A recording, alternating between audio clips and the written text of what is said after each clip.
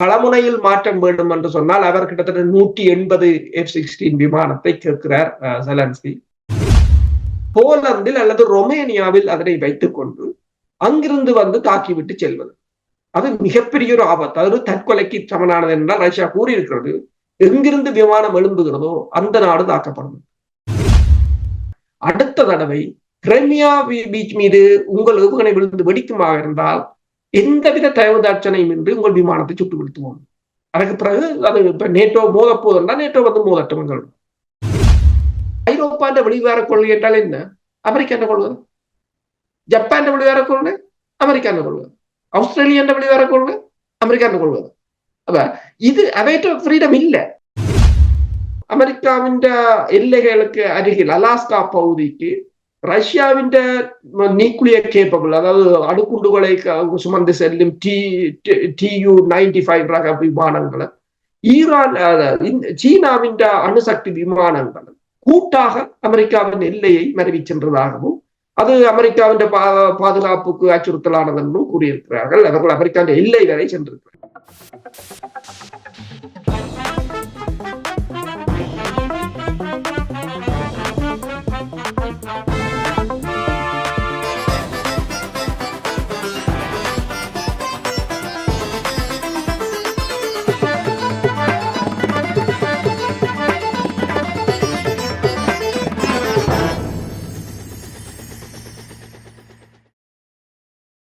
உயிரோடை தமிழோடு இணைந்திருக்கிறீர்கள். ILC தமிழ் உயிரோடை தமிழில் அன்பர்களே, அரசியல் களம் நிகழ்ச்சியில் பிரித்தானியாவிலிருந்து போரியல் ஆய்வாளர் அருஸ் அவர்கள் இணைகின்றார். வணக்கம் அரசு அவர்களே. வணக்கம் தானே. அனைத்து உயிரோடை தமிழ் உறவுகளுக்கு என்பது வணக்கம். இன்னும் ஒரு அரசியல் கள நிகழ்ச்சியில் இணைந்திருக்கின்றோம். நாங்கள் இன்று யுக்ரைன் ரஷ்யாவுக்கு இடையிலான போர் தொடர்பான விடயத்தை பார்ப்போம். இந்த போரில் எந்த விதமான மாற்றமும் இல்லை என்பது தொடர்ச்சியாக நாங்கள் நிறைய விடயங்களை பார்க்கக்கூடியதாக இருக்கின்றது. சர்வதேச நாடுகள் யுக்ரைனுக்கு தொடர்ச்சியாக ஆதரவு வழங்கி கொண்டிருக்கின்ற நேரத்தில் படைக்கலங்கள் தொடர்பாக நிறைய சிக்கல்கள் இருந்த வண்ணமே வந்து கொண்டிருந்தது. F-16 போர் விமானம் கொடுப்பதாக கூறியிருந்தார்கள். அதில் தாமதம் இருந்தது. அதற்காக யுக்ரைனுடைய பிரதமர் ஜெலன்ஸ்கி அவர்கள் இது தொடர்பாக தன்னுடைய ஆதங்கத்தை வெளிப்படுத்திய விடயங்களை பார்க்கக்கூடியதாக இருக்கின்றது. வருகின்ற செய்திகளை பார்க்கும் பொழுது F-16 விமானம் இன்னும் சில நாட்களில் யுக்ரைனை வந்து அடையும் என்று கூறுகிறார்கள். அப்படி அந்த F-16 யுக்ரைனை வந்து அடைந்தால் போரில் ஏதாவது மாற்றம் ஏற்படுமா? இது காலமாக கூறிக்கொண்டிருக்கிறார்கள். கிட்டத்தட்ட செலன்ஸ்கியும் கூறியிருக்கிறார், ஒரு F-16 உங்களுக்கு தாரத்துக்கு 18 மாதங்கள் எடுத்திருக்கிறது. 18 மாதங்களுக்கு கள நிலைமை மாறிவிட்டது. இப்போது முதல் முறையாக கிட்டத்தட்ட 30 F-16 விமானங்களை கொடுப்பதற்குத்தான், அதுவும் நெதர்லாந்து, பெல்ஜியம் போன்ற நாடுகளில் உள்ளதை கொடுப்பதற்கு இவர்கள் முயற்சி செய்கிறார்கள். களமுனையில் மாற்றம் வேண்டும் என்று சொன்னால் அவர் கிட்டத்தட்ட 180 F-16 விமானத்தை கேட்கிறார் செலன்ஸ்கி. இப்ப F-16 விமானத்தை பொறுத்தவரையிலும் அதில் அப்கிரேட் வெர்ஷன் இருந்தாலும் அது வந்து இப்ப ரஷ்யாவின் MiG-29 இருக்கலாம், அல்லது Su-24 அல்லது 27 அந்த ரேஞ்சில உள்ள விமானம் தான் அந்த விமானம். அப்ப இப்ப உக்ரைன் தளபதியின் கருத்தின்படி கூட அந்த விமானத்தை நாங்கள் ரஷ்யாவின் எல்லையிலிருந்து 40 கிலோமீட்டருக்கு கிட்ட கூட கொண்டு போக முடியாது என்று கூறியிருக்கிறார். என்னென்றால் ரஷ்யாவின் வான் பாதுகாப்பு சாதனங்களால் சுட்டு வீழ்த்தப்படலாம் என்று கூறியிருக்கிறார். அடுத்ததாக ரஷ்யாவின் ஏவுகணைகள் உக்ரைனின் எந்த பகுதியையும் தாக்கக்கூடிய நிலையில் தான் இருக்கிறது. அப்ப உக்ரைன் எந்த விமான நிலையத்தில் வைத்து அதை இயக்குவது என்ற ஒரு பிரச்சனை இருக்கின்றது. அப்ப உக்ரைன் எந்த விமான நிலையத்தில் கொண்டு இறக்கினாலும் உடனே அடிப்பார்கள். ஏனென்றால் கடந்த வாரம் கூட 2 தொடர் ஊந்துகளில் ஆயுதம் கொண்டு சென்ற 2 தொடர் ஊந்துகள், ஏனென்றால் இப்போது இவர்கள் வான்பரப்பாலோ கடற்பரப்பாலோ உக்ரைனுக்கு ஆயுதங்களை விநியோகிக்க முடியாது. ஒன்று போலந்துக்களால் இவர்கள் தரை வழியாகத்தான் கொண்டு செல்கிறார். அவ்வாறு சென்ற 2 தொடர் ஊந்துகளை தாக்கி அளித்திருக்கிறார்கள் இந்த வாரம். அதற்கு முதல் இவர்கள் F-16 விமானங்களை நிறுத்துவதற்கு தயாராக வைத்திருந்த விமான தளங்களையும் தாக்கி அளித்திருக்கிறார்கள். அப்ப உக்ரைனின் உட்பகுதியில் இவர்கள் விமானத்தை நிறுத்துவார்களாக இருந்தால் அது உடனடியாக தாக்கி அளிக்கப்படும் ஏவுகணைகளால். அதைத்தான் அவர்கள் கூறினார்கள், F-16 விமானம் வந்து ஒரு 20 நாள் தாக்கு பிடிக்காது என்றுதான் கூறியிருக்கிறார்கள். இப்ப அண்டர் கிரவுண்டுக்குள்ள இவர்கள் வைத்திருக்கலாம் என்று சொன்னாலும் ஹைப்போசோனிக் ஏவுகணைகள், ஹின்சால் ஏவுகணை அதை இலகுவாக தாக்கி அளித்துவிடும். அடுத்ததாக இப்போ யோசிக்கிறார்கள் என்னென்றால், போலந்தில் அல்லது ரொமேனியாவில் அதனை வைத்துக் கொண்டு அங்கிருந்து வந்து தாக்கிவிட்டு செல்வது. அது மிகப்பெரிய ஒரு ஆபத்து. அது தற்கொலைக்கு சமனானது என்றால் ரஷ்யா கூறியிருக்கிறது, எங்கிருந்து விமானம் எழும்புகிறதோ அந்த நாடு தாக்கப்படும். அப்ப இதொரு பெரிய ஒரு சிக்கலான. எனவேதான் இந்த அமெரிக்கா வந்து அதனை இழுத்தடித்துக் கொண்டிருக்கிறது, இந்த F-16 விமானங்களை கொடுப்பதற்கு. உதாரணமா செலன்ஸ்கியே சொல்லியிருக்கிறார், 18 மாதங்களும் உங்களுக்கு சென்றிருக்கிறார் என்றால் அவங்களுக்கு கொடுக்கலாம், பிரச்சனை இல்லை. அதனால் வரப்போற விளைவுகள் மிக மிக அதிகமாக இருக்கு. ஒரு பிரச்சனை. ஒரு கேள்வி என்னவென்றால், இப்ப உங்களுக்கு தெரியும், அமெரிக்கா, பிரித்தானியா போன்ற நாடுகள் படைக்கலங்களை கொடுக்கும் பொழுது அவர்களுடைய அனுமதியை கேட்டிருந்தார் செலன்ஸ்கி அவர்கள்.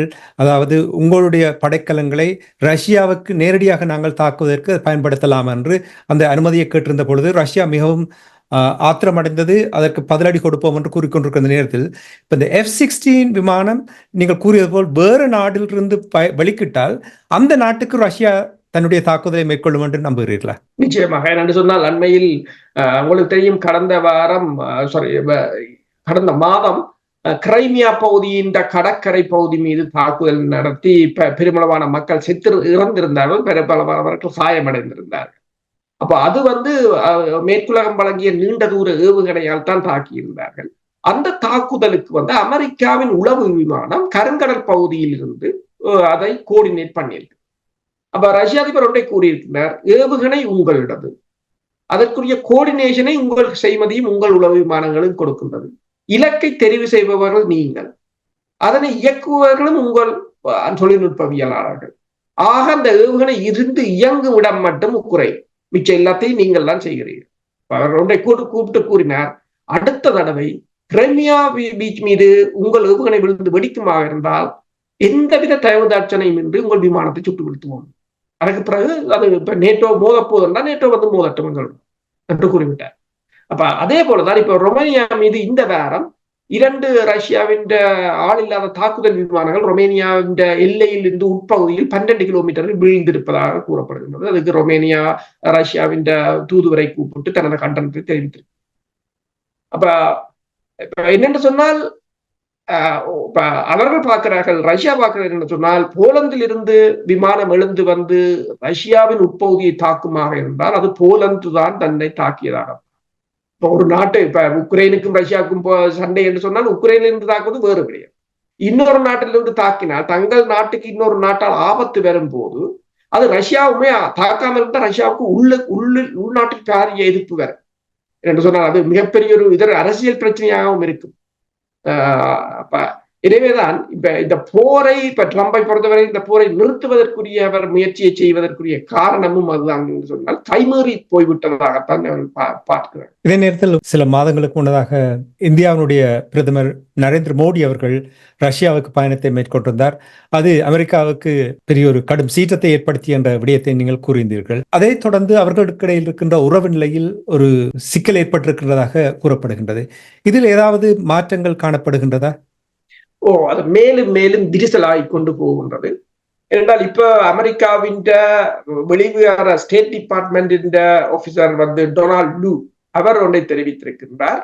மோடி சென்றது மட்டுமில்லாது அவர் அந்த நாளை தெரிவு செய்தது. நேட்டோவின் 75வது ஆண்டு நிகழ்வு நடைபெறுகின்றது. அந்த ஆண்டு நிகழ்வின் தீமே என்னென்றால், இந்த கொள்கையை, அதாவது அதன் நோக்கம் என்னென்று சொன்னால் ரஷ்யாவை தனிமைப்படுத்துவது. ஆமா, ஆசிய நாட்டில இருந்த மிகப்பெரிய ஒரு நாட்டின் தலைவர் அங்க போய் நிக்க அது அப்படியே உடைஞ்சு விட்டு, அது ஒரு அமெரிக்காவுக்கு மொத்தத்துல கரிய பூசின மாதிரி. இப்போ டொனால்ட் லூ தான் கூறியிருக்கிறார், உங்களோட டைமிங், மோடி சென்ற டைமிங் என்று தான் கூறியிருக்கிறார். அதுக்கு இப்ப இந்தியா என்ன பதிலளித்திருக்கிறது சொன்னால், முதலாவது நீங்கள் மல்டிபோல வேர்ல்ட்ல ரியாலிட்டி, அந்த ரியாலிட்டியை உணர்ந்து கொள்ளுங்கள். அது நம்ம இந்தியா நேரம் சொல்லியிருக்கிறது.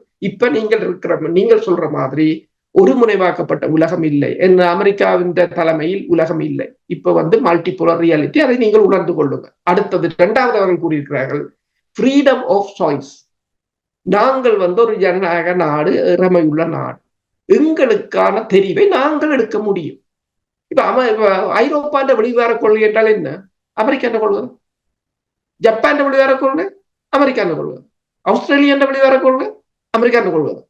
அப்ப இது அவைட்ட ஃப்ரீடம் இல்லை என்று சொன்னால் ஆனால் அந்த அந்த நிலைமையை இந்தியாவுக்குள் புகுத்த நிற்கிறார்கள். அதாவது இந்தியாவின் வெளிவிவகார கொள்கை, இந்தியாவின் பயண, அதாவது இந்திய பிரதமற்ற பயண தீயதியே அமெரிக்கா தான் நிர்ணயிக்கும் என்று சொன்னால் அது ஒரு மிகப்பெரிய ஒரு அடுத்ததாக ஒரு மிகப்பெரிய ஒரு பின்னடைவாக, அரசியலில் மிகப்பெரிய ஒரு பின்னடைவாக அதுதான் இந்தியா கூறுகின்றது. அடுத்ததாக என்னென்று சொன்னால் இந்தியாவின் பொருளாதாரம் வளர்ச்சி காரணமே ரஷ்யாவில் இருந்து வருகின்ற எரிபொருட்கள். இப்போ நம்பர் 1 இந்தியா தான் இருக்கின்றது.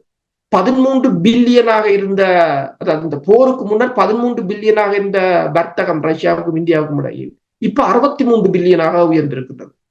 அடுத்த அதாவது 2030ஆம் ஆண்டு 100 பில்லியனாக என்று கூறியிருக்கிறார். அப்ப அது வர்த்தகத்திலும் அது மிக முக்கியமானது ஒன்று. அடுத்ததாக இப்ப பொருளாதாரத்தில் முன்பு G7 நம்பியிருந்தார்கள். இப்போது G7க்கு பதிலாக பிரிக்ஸும் இருக்கின்றது.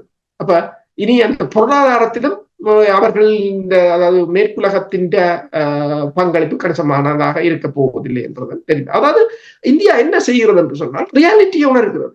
இப்போதைய உலகம், இப்ப நாங்கள் 10 வருஷத்துக்கு முந்தின உலகம் எப்படி இருந்தோ அதே மாதிரி நாங்கள் இப்பயும் இருக்க முடியாது.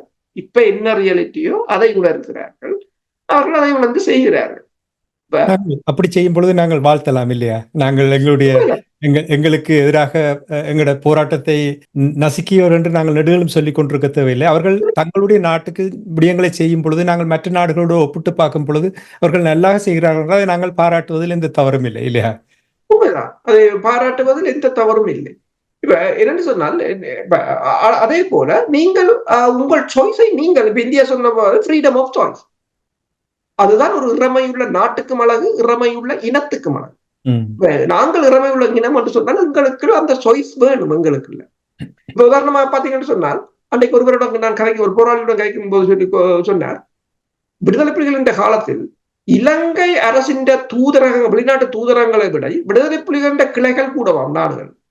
அப்படி இருந்திருக்கிறோம், இவ்வளவு நாட்டை வைத்திருக்கணும். ஆனால் இப்போ பாருங்கள் எத்தனை நாடு எங்கள் வசம் இருக்கிறது. அதுதான் அந்த ராஜதந்திரம் என்று சொல். உலகத்தின் அவ்வளவு நாட்டை ஒருங்கிணைத்திருக்கிறார்கள். எனவேதான் அப்போ அந்த காலத்துல சவுத் ஆப்பிரிக்காவும் எங்களுக்காக குரல் கொடுத்திருந்தது, அயர்லாண்டும் எங்களுக்காக குரல் கொடுத்திருந்தது, பல நாடு. இப்போது அதெல்லாம் காணாமல் பல நாடுகள் முந்தி எங்களுக்காக இயங்கிய நாடுகள் எங்களுக்கு எதிராக போய் நிற்க வேண்டிய ஒரு நிலைக்கு நாங்கள் கொண்டு விட்டோம். இந்த விடயங்களை நாங்கள் கதைக்க போனால் நாங்கள் எங்கள் மீது கல்லறி விழும் என்றால் எங்களுக்கு காழ்ப்புணர்வு இருக்குன்னு தான் கூறுவார்கள். அமைப்புகளை உருவாக்கியது இதற்காகத்தானே. அவர்கள் இந்த பணியை செய்யவில்லை என்று சொன்னால் அதில் இருப்பதில் என்ன இருக்கின்றது என்று எனக்கு தெரியவில்லை. எனவே நாங்கள் அதை விடுவோம். ஏனென்றால் பாவங்கள் ஏதோ கதிரியை வைத்துக் கொண்டு இருக்கட்டுக்கும். இந்தியா தொடர்பாக கூறும் பொழுது நீங்கள் கூறினீர்கள், ரஷ்யா தொடர்பாக கூறினீர்கள், இந்தியா தொடர்பாக கூறினீர்கள். சீனா இங்கே மிகவும் தந்திரமாக நிதானமாக தங்களுடைய காய்களை நகர்த்தி கொண்டு வருகிறது. நீங்கள் கூறினீர்கள் எவ்வாறு இந்த 14 நாங்கள் இஸ்ரேல் பலஸ்தீனம் தொடர்பாக பேசும்பொழுது நீங்கள் கூறினீர்கள் எவ்வாறு 14 அமைப்புகளை தந்திரமாக ஒன்று சேர்த்து திட்டங்களோடு பயணிக்கிறார்கள் என்று நீங்கள் கூறினீர்கள். அதே போல் சீனாவை பொறுத்தமட்டில் தந்திரமாக போர் தொடுக்காமல் தந்திரமாக நகர்வதில் அவர்களை விட வேறு ஒருவருமே இப்பொழுது இல்லை. இப்போ இந்த உலக தலைமையில் ஒரு மாற்றம் பெறுகின்ற, யார் தலைமை வகிக்கப் போகிறார்கள் என்ற இந்த மாற்றம் அமெரிக்காவை தட்டி வெளுத்த போகின்றது, சீனா அதை கைப்பற்றப் போகுது என்பது பல ஆய்வாளர்களே ஏற்கனவே ஊகித்து விட்டார்கள். அது நடப்பது நிச்சயம், ஆனால் எப்பொழுது நடக்கப் போகின்ற என்பதுதான் இப்ப நடந்து கொண்டிருக்கின்ற விடயங்களினூடாக அறியக்கூடியார். இந்த நேரத்தில் ஆசியாவுக்கான ஒரு மாநாடு ஒன்று சீனாவின் தலைமையில் நடந்திருக்கின்றது. இந்த மாநாட்டில் யார் யார் பங்கெடுத்தார்கள்? இந்த நம் மாநாட்டினுடைய பின்னணி என்ன? இது லாவோஸ்ல இடம்பெற்றது. அதாவது association of south east Asian nations என்று சொல்லி ASEAN என்ற ஒரு மாநாடு. அதில் பல நாடுகள், இந்த சவுத் ஈஸ்ட் ஏசியாவை சேர்ந்த நாடுகள், ரஷ்யா, சீனா, பல நாடுகள் தலைவர்கள் வந்து பெற்றிருந்தார்கள். அங்கு சீனாவின் வெளிவார அமைச்சர் வாங் ஜி அவர்களும் ரஷ்யாவின் வெளிவார அமைச்சர் லாரோ அவர்களுக்கு இடையிலான பேச்சுவார்த்தையின் போது, அதாவது ஆசிய பசிபிக் பகுதி நாடுகளை ஒருங்கிணைப்பது, அவர்கள் பாருங்கள் இப்பவும் அடுத்தது இன்னொரு ஒருங்கிணைப்பை பற்றித்தான் கதைக்கிறார்கள். நாளைக்கு நீங்கள் இருந்து பாருங்கள், இந்தியாவையும் பாகிஸ்தானையும் ஒருங்கிணைத்தாலும் நினைப்பார்கள். அவர்கள் இப்போ எல்லா நாடுகளையும் உங்களுக்கு என்ன பிரச்சனையோ வாங்கோ, இருங்கோ, கதையுங்கோ, அல்லது உங்களுக்கு காசும் இல்லை, ஒன்றும் இல்லை. எண்ட் ஆஃப் த டே எல்லாம் மணி. இப்ப பலஸ்தீனத்துக்கும் அவர்கள் அதைத்தான் கூறுகிறார், நாங்கள் உங்களோட அபிவிருத்தி கட்டுமானம் எல்லாவற்றையும் செய்து விடுகிறோம். இப்ப அப்ப இப்ப சொல்கிறார்கள் ஆசிய பசிபிக் பிராந்திய நாடுகளின் ஒற்றுமை, அடுத்தது அந்த நாடுகளின் அபிவிருத்தி என்று சொல்லி அந்த பேச்சுவார்த்தை இடம்பெற்றுக் கொண்டிருக்கிற அதே நேரம் அமெரிக்காவின் எல்லைகளுக்கு அருகில் அலாஸ்கா பகுதிக்கு ரஷ்யாவின் நியூக்ளியர் கேப்பபிள், அதாவது அணுகுண்டுகளை சுமந்து செல்லும் TU-95 ரக விமானங்களும் ஈரான் சீனாவின் அணுசக்தி விமானங்களும் கூட்டாக அமெரிக்காவின் எல்லையை மறைவி சென்றதாகவும் அது அமெரிக்காவின் பாதுகாப்புக்கு அச்சுறுத்தலானது என்றும் கூறியிருக்கிறார்கள். அவர்கள் அமெரிக்காவின் எல்லை வரை சென்றிருக்கிறார்கள். அதே போல ஜப்பான் எல்லைக்கும் சென்று வந்திருக்கிறார்கள். படைத்துறை ரீதியாகவும் தாங்கள் பலமானவர்கள் என்பதை காட்டுகிறார்கள்.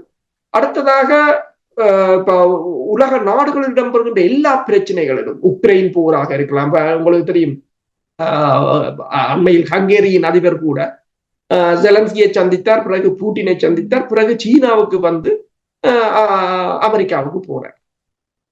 அவர் இந்தியாவுக்கு வரவில்லை.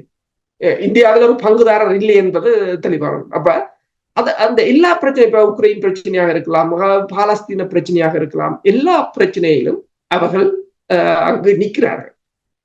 இப்ப ஒவ்வொரு மீட்டிங்களை பொறுத்தவரையிலும், இப்ப ஒவ்வொரு மாநாடுகளை பொறுத்தவரையிலும் எல்லா மாநாட்டையும் தமக்கு ஏனைய நாடுகளின் ஆதரவை திரட்டுவதற்கான ஒரு களமாக பயன்படுத்தி கொண்டே இருக்கிறார்கள். உங்களுக்கு தெரியும், அந்த உக்ரைன் போர் ஆரம்பித்த பிற்பாடு ரஷ்யாவின் வெளிவார அமைச்சரோ அல்லது அமெரிக்காவின் வெளிவார அமைச்சரோ இருவரும் ஊரில் இருந்ததாக இல்லை. ஒவ்வொரு நாடாக சென்று இவர்கள் பிரித்தாழ்வது, அவர்கள் ஒருங்கிணைப்பது, பிரித்தாழ்வது அப்படியே போய் கொண்டிருக்கிறது. எனவே நிறைய விடயங்கள் இதிலிருந்து தமிழ் தரப்பினர் கற்றுக்கொள்ளலாம் என்று நான் பார்க்கிறேன். நாங்கள் கூறிய விடயங்கள் நிறைவேற்ற பார்க்கும் பொழுது எத்தனையோ விடயங்கள் அங்கே ஒரு முன்னுதாரணமாக இருக்கின்றது. அவற்றை தமிழ் தரப்பினர் பயன்படுத்துவார்கள் என்ற அந்த நம்பிக்கையோடு இன்றைய அரசியல் கலை நிகழ்ச்சியை நிறைவு கொண்டு வருவோம். நன்றி, வணக்கம் அரசோர்களே. நன்றி, வணக்கம்.